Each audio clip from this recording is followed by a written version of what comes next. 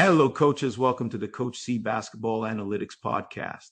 In today's episode, I will take a real look at why many of the defensive rules we grew up teaching no longer hold up against the way the game is played today, and how a more proactive, data-driven defensive approach can help your team take control of the game instead of reacting to it.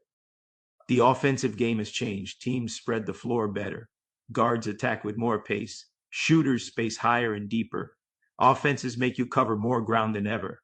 But a lot of the current defensive systems are still built for an older style of basketball, when most teams were trying to get to the rim and score around the basket. Classic help side rotations and containment principles made perfect sense back then.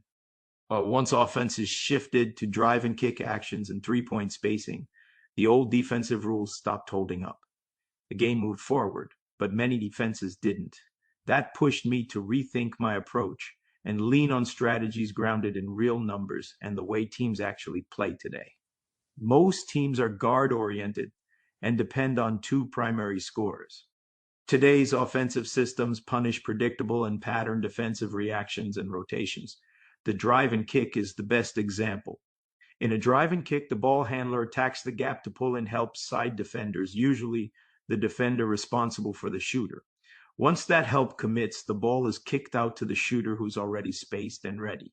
He catches it in rhythm and gets the shot off before the defender can recover. The shot is already going up. In today's game, especially in the NCAA, most teams make a living off these actions because they know exactly how most defenses will rotate. The problem isn't effort. It's that the system reacts to the offense instead of forcing the offense to react to you. I call it the cat and mouse theory. In basketball, I prefer my teams to be the cat. So I challenge every coach listening. How much possession time do your opponents get simply because your defense sits back and reacts? The answer to that one question can completely change how you build your defensive identity and culture. Another weak spot in traditional defenses is how they handle post players who step out. Old school teaching says stay in the paint because post players can't shoot from outside and you want bodies to clog the lane. But when you stay back, you also give the offense longer possession time and let them control the ball movement. Today's offenses often use those bigs stepping outside the lane as pass and pressure releases. So when your big is anchored inside, the offense stays in rhythm, moves the ball freely, and gets comfortable. This defensive reaction fails to break the offense's rhythm and balance, even when your on-ball defenders are pressuring. If you don't adjust, you lose the ability to dictate and reduce the opponent's possession time and offensive balance. A data-driven defense can't afford that. And this is why my teams defend with a destroy, disrupt, dictate, and deny mindset.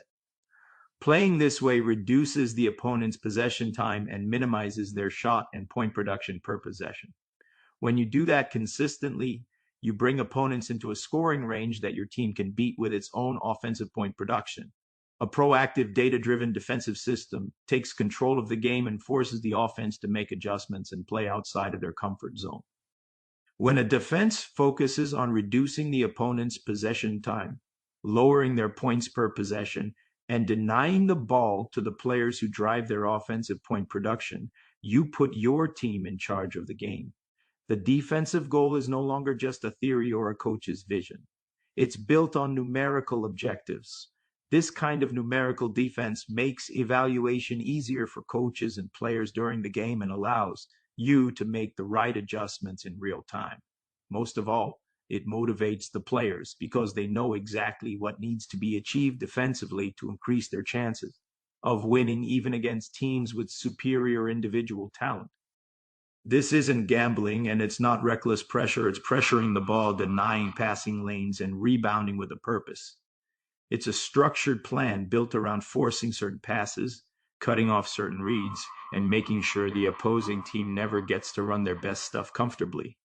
This isn't gambling and it's not reckless pressure. It's pressuring the ball, denying passing lanes, and rebounding with a purpose. It's a structured plan built around denying key passes, cutting off the point guard from controlling the offense, and making sure the opposing team never gets to run their best stuff comfortably. This part is critical because this type of defense closes the gap and turns what many people think is impossible into something possible.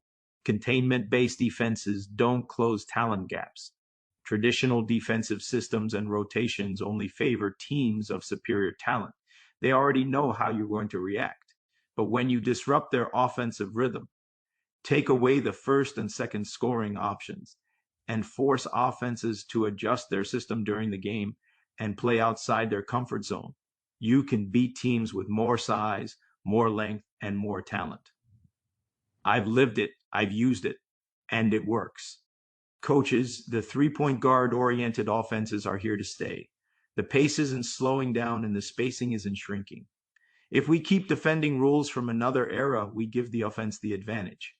But when a defensive approach is built on numbers, tendencies, and purposeful disruption, it becomes a weapon and not a reaction.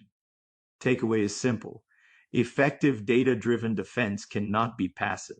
It can't just contain. It must dictate. Deny key passes and rebound.